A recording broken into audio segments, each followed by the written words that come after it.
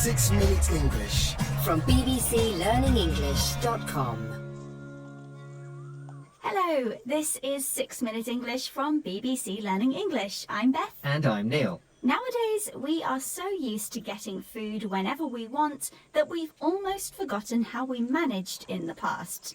But for thousands of years before supermarkets, humans found food through foraging, moving from place to place, looking for wild food to eat. Since the COVID pandemic, foraging for wild food has become popular again.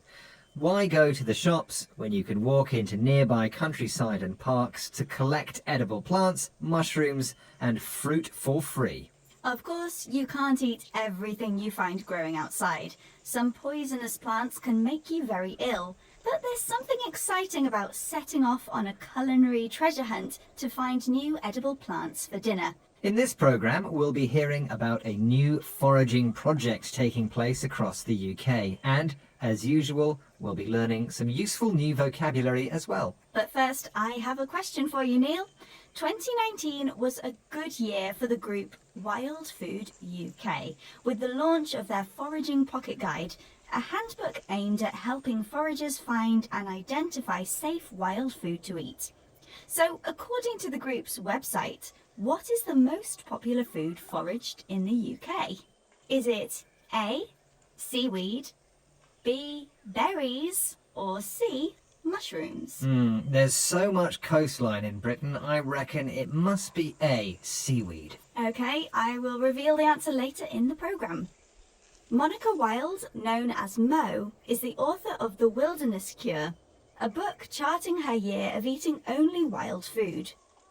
Mo is one of a group of 26 experienced foragers taking part in the Wild Biome Project, a 3-month experiment into the health benefits of introducing wild food into your diet.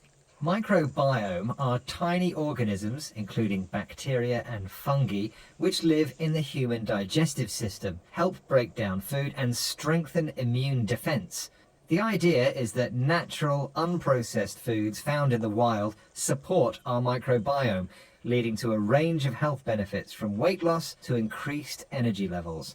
The forager's microbiome is measured and monitored before, during and after the experiment. Here's Mo Wilde chatting with one of the foragers, Rob Gould, for BBC Radio 4's The Food Programme.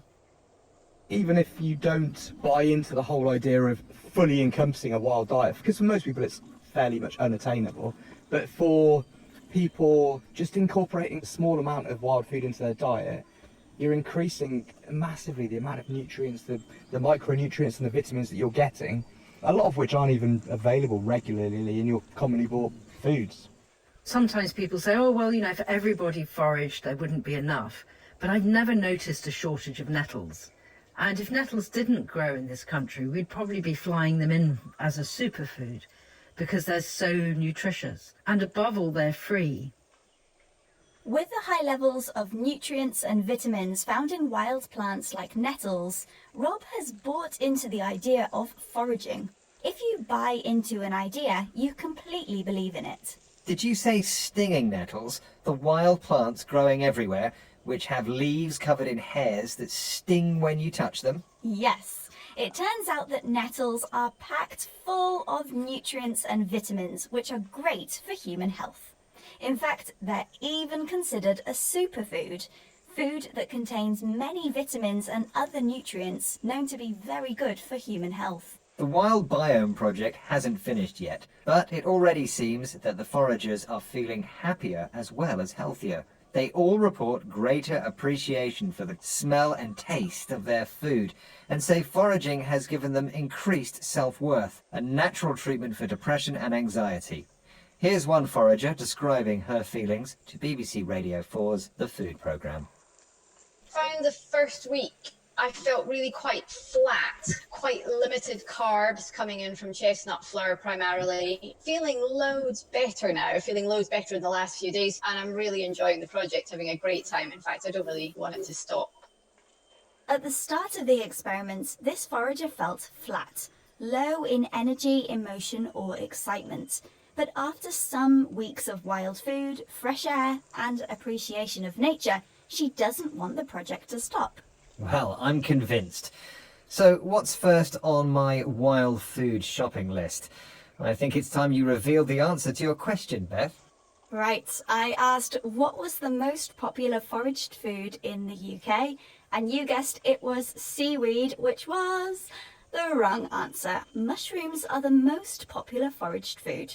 Okay, let's recap the vocabulary we've learnt from this programme about foraging, looking for wild edible plants to eat. Microbiome are tiny bacteria and organisms in the human gut which help digest food and strengthen immunity.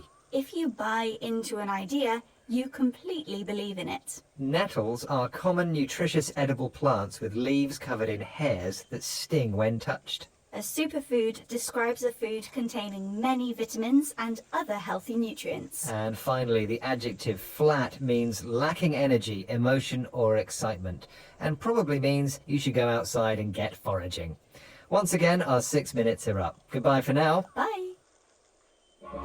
6 Minute English from the BBC.